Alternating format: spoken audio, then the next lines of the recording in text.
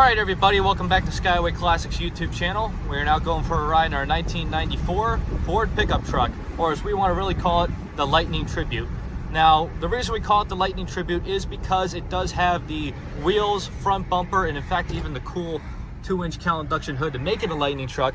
But of course, when you look up the VIN, it is just a standard Ford pickup truck. But other than that, we'll just go to the basics. It has the beautiful white exterior, chrome wheels as I explained before, the nice 2-inch cowl induction hood. Other than that, it does have the bed painted the same white. They did not put a bed liner, but honestly, that truly shows you that there's no rust building up underneath or moisture built up underneath. Moving on to the interior now, having a wonderful gray comfortable bench seat.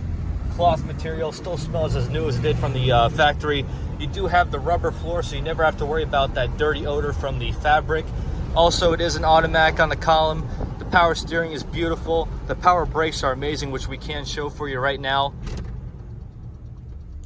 Other than that, there are just a few minor upgrades. Well, one of them is just being that it is a aftermarket stereo system.